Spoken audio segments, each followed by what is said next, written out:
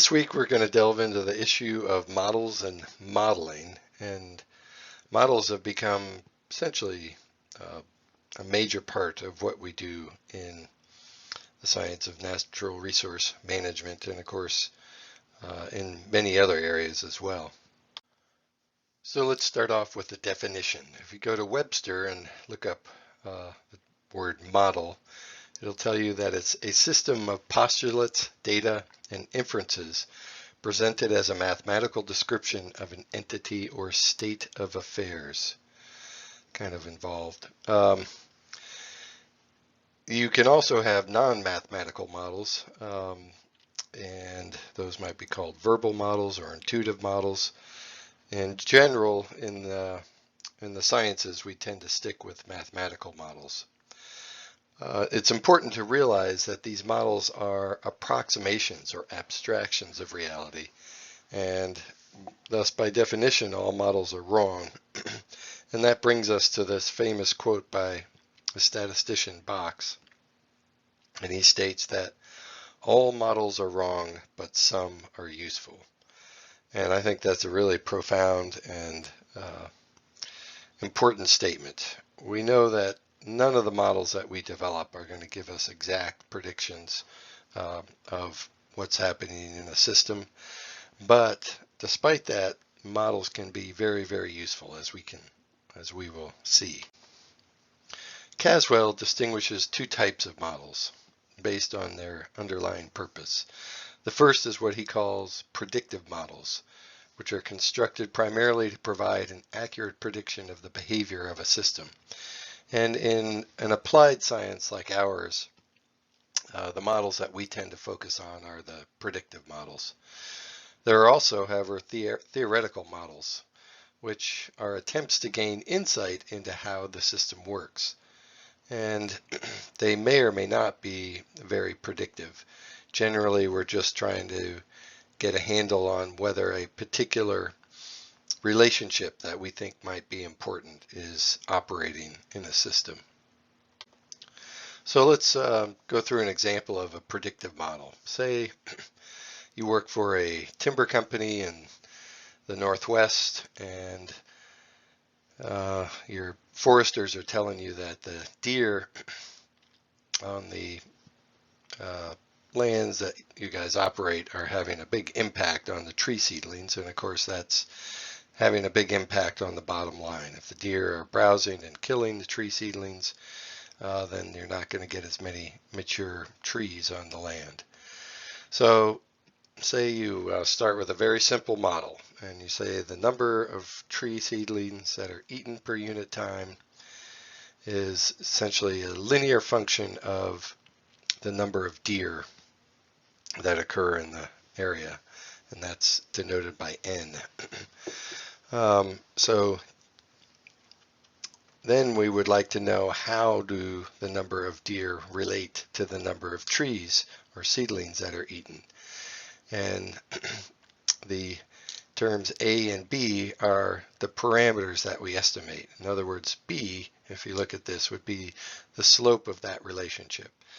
So if T is the number of seedlings eaten per week, for instance,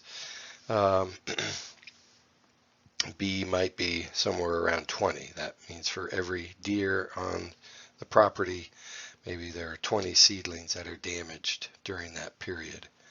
A would be the intercept. So a relationship like this, if we could get that actual relationship, could be important for Forest Service or timber companies to adjust perhaps the number of trees planted based on the deer population to ensure they have enough that make it to maturity. Well, the information in that predictive model really provides little understanding of the processes that determine how and why deer forage in the way that they do. So we may be, say, in an ivory tower at a university, and we might have a interest in sort of the underlying processes that influence how many trees are eaten by deer in a given region. So we might come up with some equation like we have here, where we make things more complex by adding a non-linear term to the equation, and by including not just the number of trees, but the spatial distribution of the trees as a variable of interest. So we would say S sub t is a measure of the spatial distribution, maybe how clumped they are versus how uniformly distributed they are. Perhaps there's an idea that deer will cause more damage if the trees are clumped, and you want to see whether that plays out. Again, A and B are estimated parameters. This is going to give you now a non-linear relationship between N and T, as indicated by this final term in the equation, e to the minus bst. And that suggests that rather than being a straight linear relationship, it's a non-linear relationship influenced by the spatial distribution. Again, you may not be so interested in the exact value of that non-linear relationship. You may just simply be interested in whether or not this hypothesis about spatial distribution influencing the foraging rate is supported, and that may then lead to further investigations. Oftentimes with theoretical models, we want to go further and ask additional questions to find out what other factors might be important in this relationship. Whereas with a predictive model, if you get a model that's predictive, you may just stop and say, hey, it's good enough, don't need to go any further, we're good. But there are, of course, a number of other things that could be influencing the rate of foraging of deer on some tree species that we're interested in. Could probably think of a number of things, but one might be body size effects, right? So larger deer may consume more trees. That might be something you want to include in your model. Predation pressure. We know that predators influence the spatial distribution of the prey. Been a lot of studies of that on the elk in Yellowstone National Park after the reintroduction of wolves. And of course that could then have in turn impacts on the areas that these prey populations forage, and therefore how the trees respond to the foraging pressure. You also might be interested in the mechanics of chewing and say lignin content in the tissues of the plant that the animals are foraging on, and whether or not that may influence how much they consume over a certain period of time. So you can see you can just kind of keep going. You're looking for truth. You're trying to develop a model that includes as many of the important relationships as possible. And again, you may be simply interested in whether or not these are having an influence, not so much in quantifying that exactly.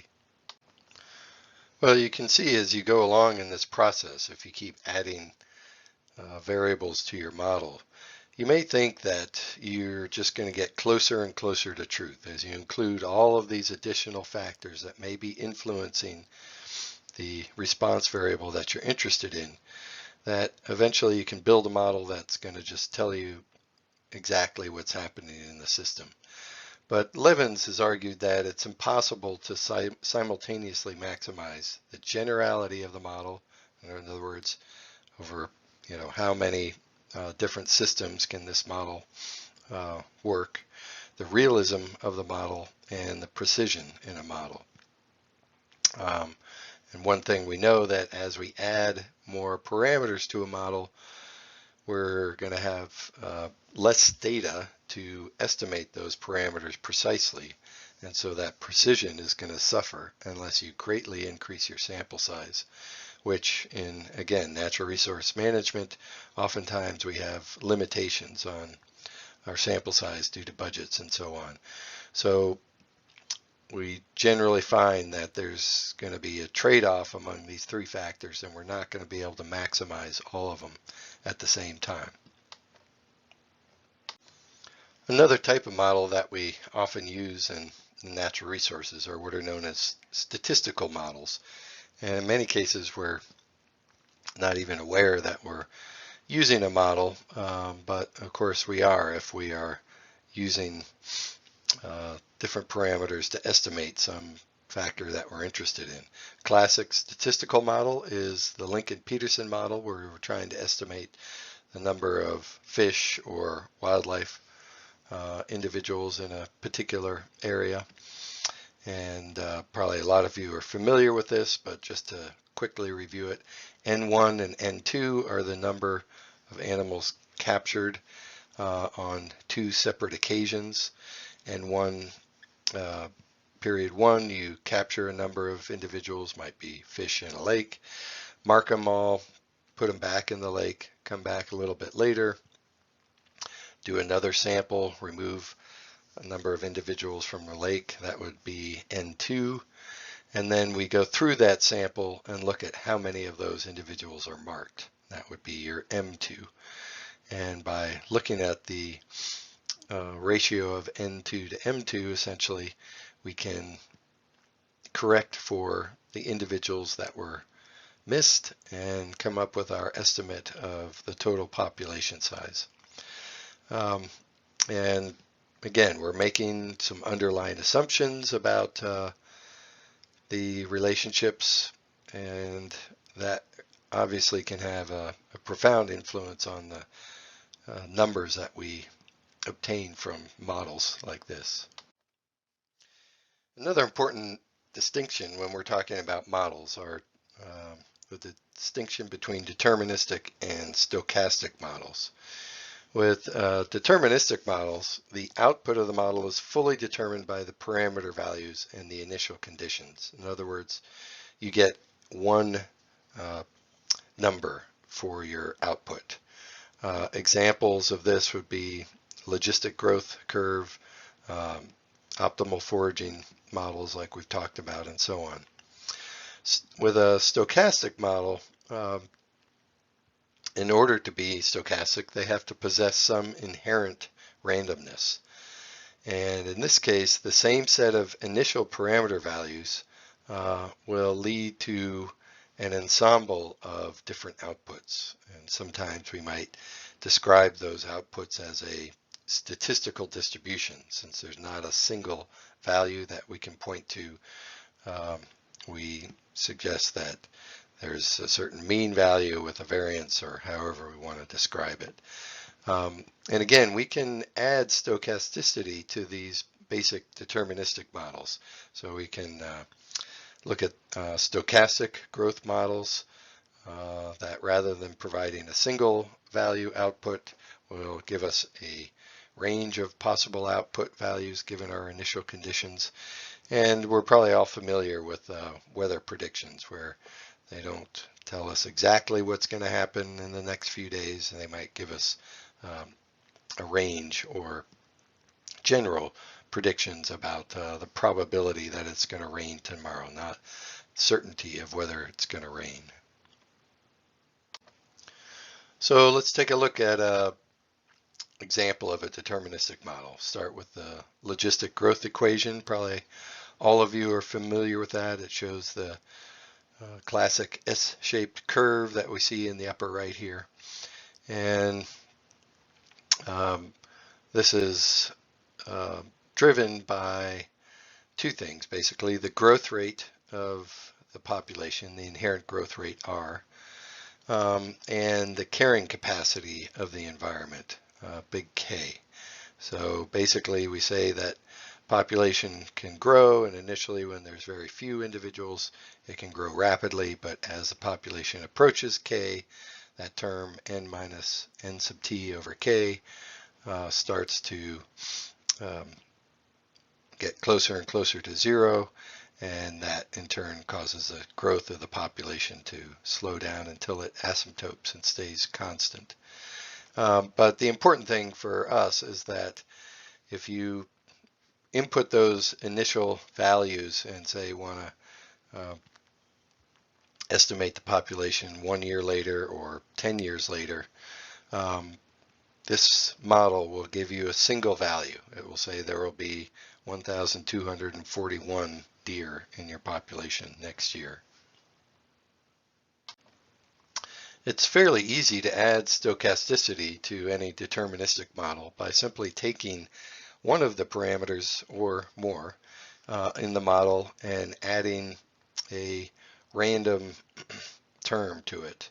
So for instance, say we take the logistic growth model that we just looked at and now assume that rather than R, the intrinsic growth rate, being constant every year and not changing, now let's say, well, it'd be more realistic to assume that it follows a normal distribution, that there's a mean growth rate of the population, maybe 5% each year, but we know that there's variance around it. Some years it might be 7% because there's been a lot of rain, a lot of growth of the vegetation that provides more resources for the population.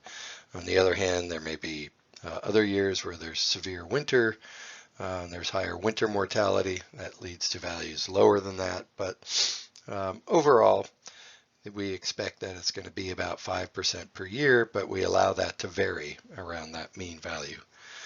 And what that'll do then is give you different trajectories for the growth of that population based on this random sampling of little r from this normal distribution. So each year you reach into that distribution, pull out a value, might say, okay, it's 0.3 this year, plug that into your equation, come up with your population size next year, do that again, reach into your random bin and pull out an r, and so on. And so you can see how that's going to give you these unpredictable curves that we see in this figure. One thing that you do see in this is that as that population, as each one of those stochastic runs approaches the carrying capacity, that again it starts to level off and become fairly constant, and that's because in this case we've kept K constant, the carrying capacity. We could say, you know, it's probably more realistic to think that K actually varies over time. And of course, if we started doing that, then rather than seeing all these trajectories level off at the same spot, you may see additional variation even once they've reached something close to the mean carrying capacity. And this kind of model may be important, say, if you're looking at a threatened and endangered species, and you can see that lower trace, that green trace, where the population, you know, is just number of draws where R was less than the average, and so that population starts growing more slowly. That could be a population that's, say, more vulnerable to extinction during that period that it's at some low value. That may be of great interest to us if this is a threatened and endangered species, for instance, and we want to know, you know, what's the probability if we have 200 individuals in this population that it's going to go extinct over the next 25 years. And stochastic models are a common way of trying to look at that kind of question. Whereas if you're working on some timberlands and you're simply trying to get some handle on what you expect the deer population to be next year, so they can order the seedlings that they need for planting, you may be, it might be that if you use a deterministic model, it's going to be off some years, but in general, it's going to be pretty close to, you know, what's going to happen, and unless there's severe economic consequences of being wrong, you might just be fine with sticking with that model. So which model you use in this case really depends on your objectives. One of the important considerations when using models is to address the assumptions of the model. And one of the major abuses in modeling is the failure to state and understand the assumptions inherent in the model that you're using. Oftentimes, after the data are collected, it is possible to some degree to evaluate whether the assumptions are met before the model is used. In other cases, you may have to do some additional data collection to address that. But in any case, there should be attempts to address the important underlying assumptions. Another way to do this is to examine what we call model robustness, and that is the ability of models to perform when one or more model assumptions have failed. Oftentimes, a way to do this is to run computer simulations, where you set up the model in the computer and then you allow relaxation of assumptions of the model and see how that affects the output. Classic example of this is with the Lincoln-Peterson model. One of the underlying assumptions is that the probability of capture of all individuals in the population is equal. In other words, if you're using it to estimate the number of fish in a lake, that all of those fish have an equal chance of being caught in the two occasions that you're going out and sampling. And if that's not the case, that can in fact have big effects on your estimate of population size. So that would be something that you certainly want to address in that kind of a situation. Whenever developing a model or using a model to describe a system, there's always a question of what is the appropriate model to use. And there's two extremes that you have to consider when deciding which model to use. One is choosing a model that's too simple, in other words, a model with too few parameters, such that you are doing a poor job of really describing the system or estimating the output that you're interested in. On the other hand, you can also fall into a trap if you choose a model that's too complex. In other words, has too many parameters. Oftentimes you find that, as we talked about, you can't estimate all those parameters well, and therefore your error might start to greatly increase. And we're going to talk about model selection in more detail a little bit later in the course, but I just wanted to introduce that here. And that brings up the principle of parsimony, and basically which states that there's a trade-off between under and overfitting a model, and this trade-off is known as the principle of parsimony. And what you find is that as you increase the number of parameters of a model, if we look at this figure down below, that as you increase the number of parameters, the bias in your prediction or your estimate is going to go down. So we know that all systems are complex, they're influenced by many different factors. So the increase in the number of parameters, assuming you're inputting parameters that have some influence on your response variable, is going to tend to decrease that bias. But at the same time, as we've talked about, you now need to estimate each one of those parameters with a high degree of certainty in order to get output that is correct. And what you're going to find is that as you add parameters, the variance in your output is going to increase, because you're going to have propagation of error across all of those different parameters. So let's take a look at this with the deer example that we started with. Say, in our example, we assumed a simple linear relationship between, in this case, tree seedling density and density of deer. And that's indicated by that black line. Let's say that the blue diamonds are the actual points that you've collected over a number of years. So your deer population has fluctuated tremendously from very low years to very high years. And during each one of those years, you've kept track of seedling mortality. The simple linear model that we used,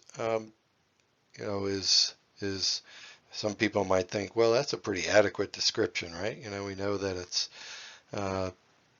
when density of deer is low, that tree seedling density is high, and vice versa. However, if you look at that set of points more carefully, you see, well, it actually drops pretty fast initially with an increase in density of deer, but then the relationship seems to kind of flatten out as the deer density gets higher. Maybe there's some competition between individuals and they're not eating as many seedlings per unit time when deer density gets high.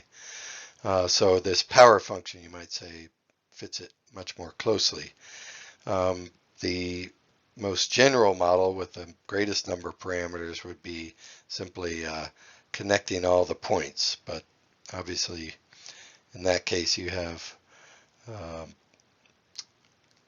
the degrees of freedom are such that you're not going to really be able to parameterize that model. But suffice it to say, you may say, oh, there might be some other sources of variation here that would be interesting to model to see what other factors might be influencing this relationship and add additional parameters. The question is, which of those models is the one that you want to use for, say, future predictions?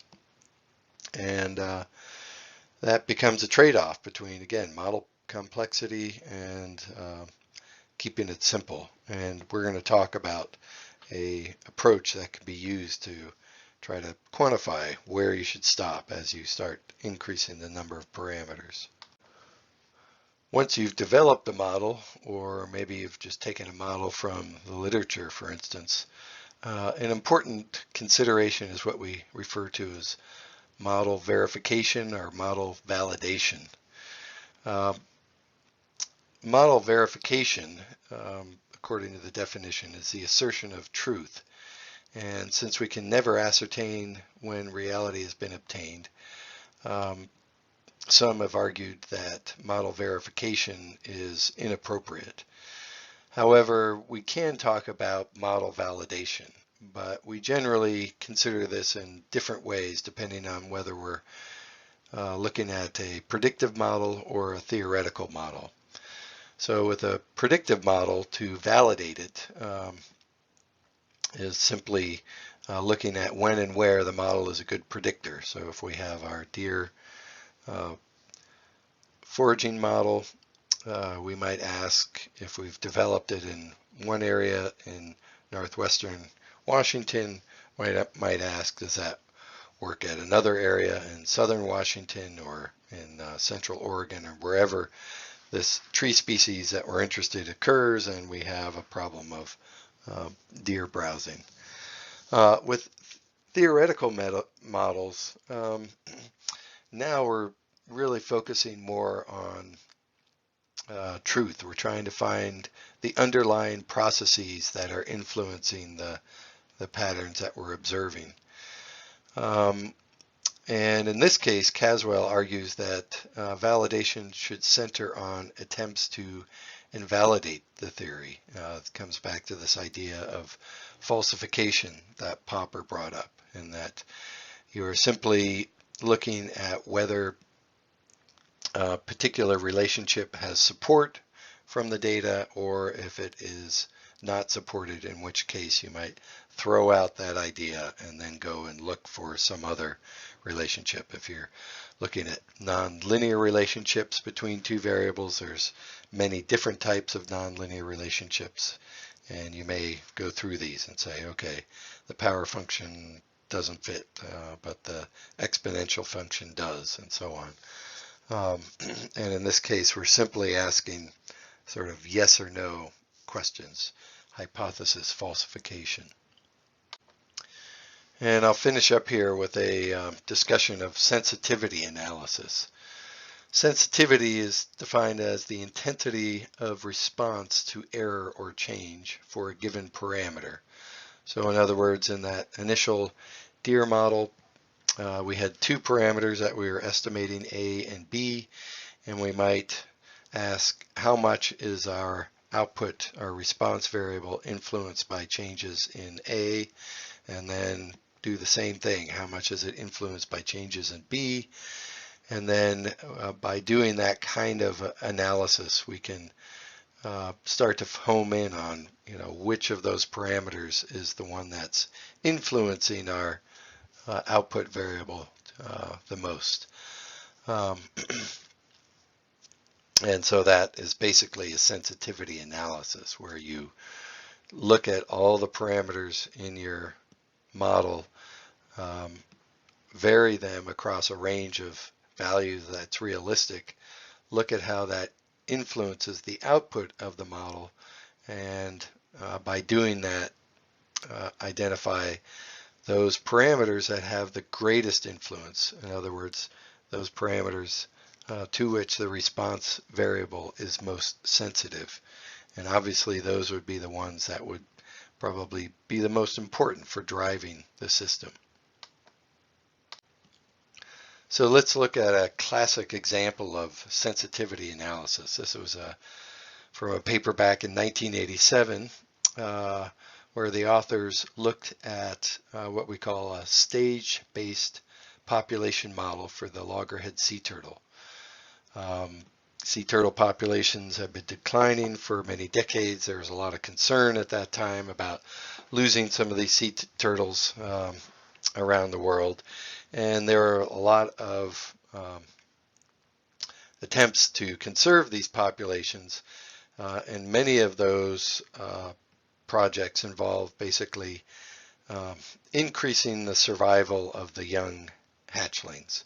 So we knew that these female sea turtles would come up on beaches, dig holes, lay eggs, cover them up, and go back to the sea. And many times those nests would be dug up by predators, like raccoons would come down to the beach and dig them up and eat all the eggs. And then when the little hatchlings came out of their eggs, they'd have to book it from those nests down to the water.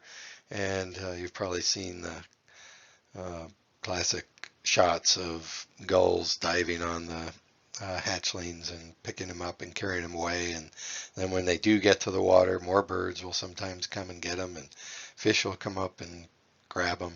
So, people thought this as an important part of the life history of the species, and one that they could have an influence on by, for instance, taking those eggs, sticking them in enclosures so that raccoons and other predators couldn't get to them, and then when the young turtles hatch out, sort of shepherding them down to the water's edge so that they could reduce predation during that vulnerable period, and thinking, well, this is going to really enhance those populations. Well, we did that for many, many years and often saw no effect on the sea turtle population.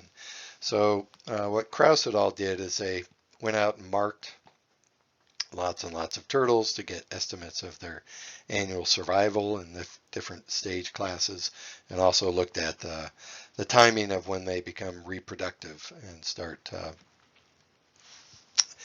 producing eggs. And when you do that, you can do a sensitivity analysis on this, what we call stage-based model. And what they see is that stage one are the hatchlings.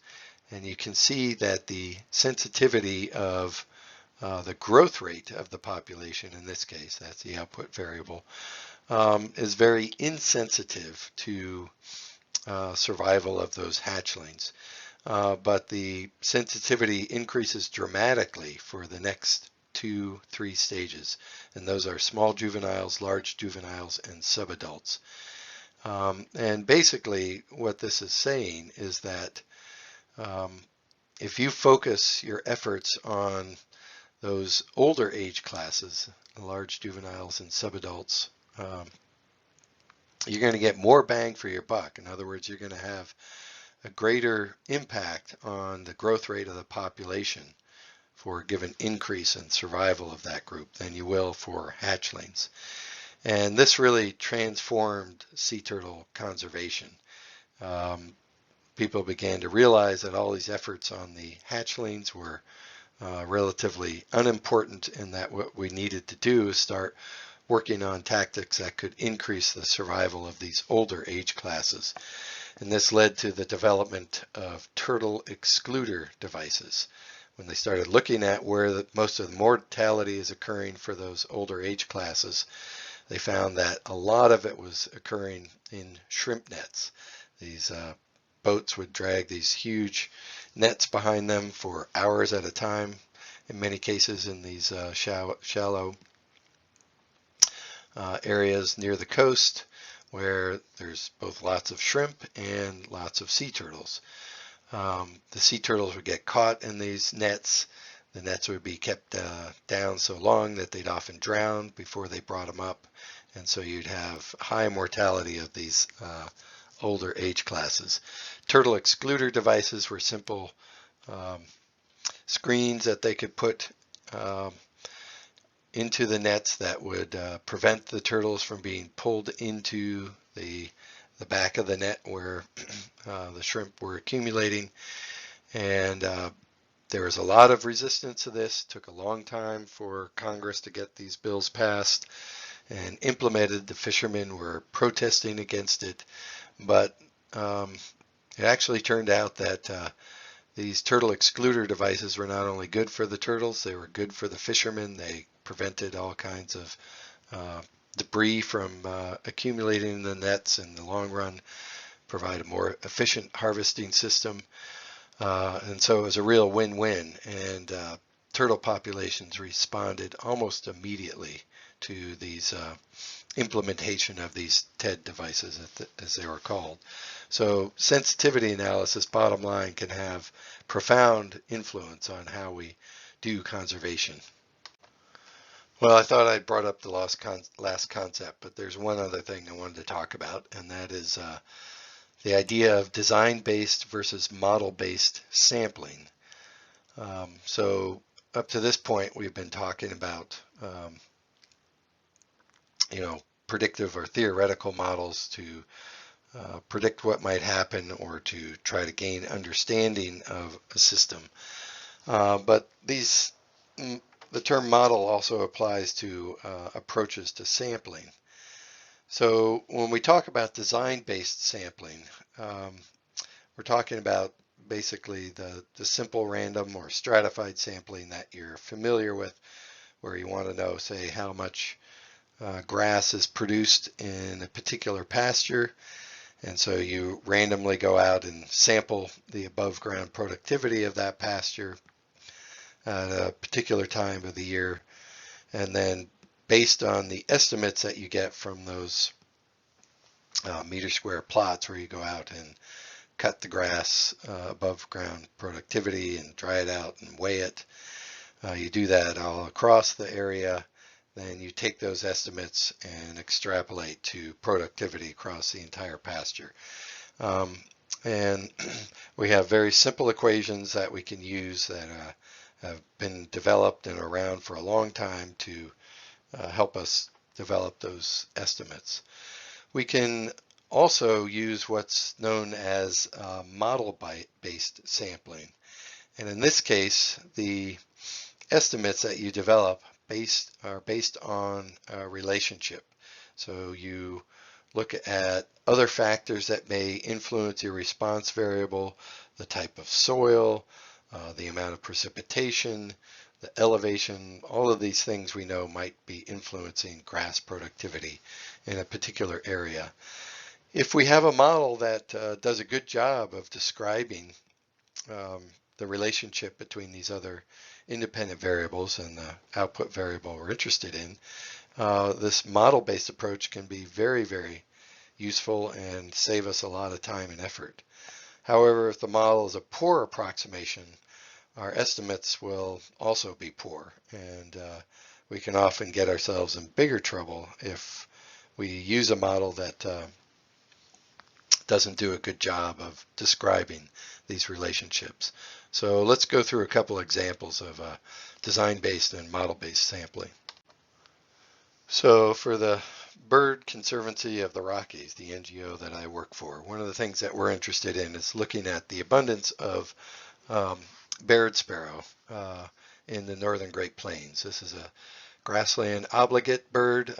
Numbers have been declining precipitously over the last several decades, and there's a lot of concern about the fate of this species over time. So what we have done over a number of years is gone out and sampled the area where Barred sparrows breed in the United States using a design-based sampling procedure. So we set our sampling frame across this entire region. We divide that sampling frame up into strata based on a number of different criteria that I won't go into. And then we go out and we do bird surveys at a number of different randomly selected locations within each one of these strata. We have ways of correcting for birds that are not detected on those surveys, and then we roll those estimates up and come up with estimates of densities across large regions of the breeding range of this species. And then the nice thing about that is you can, knowing the area of those strata, then roll that up to total population size across the region, which is of course of great interest. And here what I'm showing is just the estimated number of Barred sparrow in these different strata. And you can see there's large areas over which there's simply no breeding Barred sparrow in Wyoming, for instance, and large areas of eastern Montana.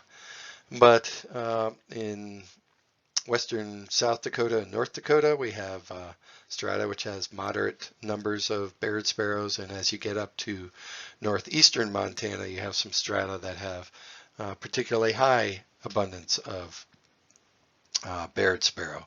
So at a very crude level here, we can get an idea of the areas where we have high densities of breeding Barred sparrows and other areas where you would not expect to find very many of them. However, we can also look at the distribution of breeding density of Barred sparrows using a model-based estimate. And that's what I'm showing you here in this figure. And what we did here is we looked at both landscape level and local site level effects on the abundance of Barred sparrows. The landscape level we got from satellite imagery, the local effects we got from ocular measurements we took at individual sites. And then we can take that information, develop a model predicting how Barred sparrow density varied across this region based on these different input variables, and then use that to predict Barred sparrow density across the entire region because we have satellite data across the entire region. So in this case, we found that Barred sparrow responded positively to the percentage of grassland in the landscape, also responded positively to latitude and longitude, and responded negatively to the percent of shrubland in the landscape. At the local scale, they responded positively to grass height and negatively to shrub cover.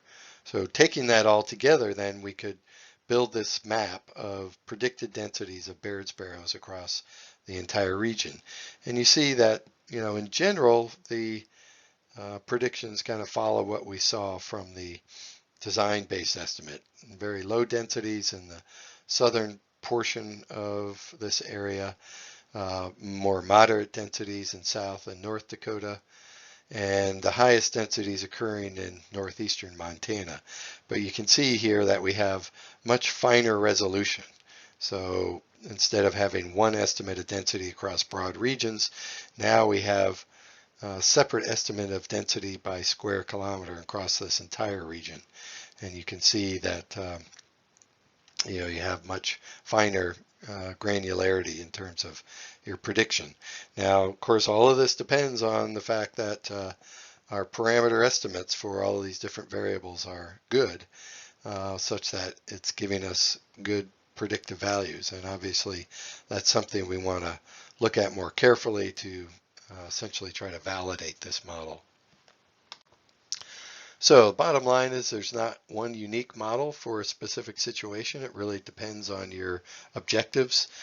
And as we saw earlier in Platt's paper, and we'll also read Chamberlain's paper a little later, alternative models can be useful when we're considering validating a model for a particular system.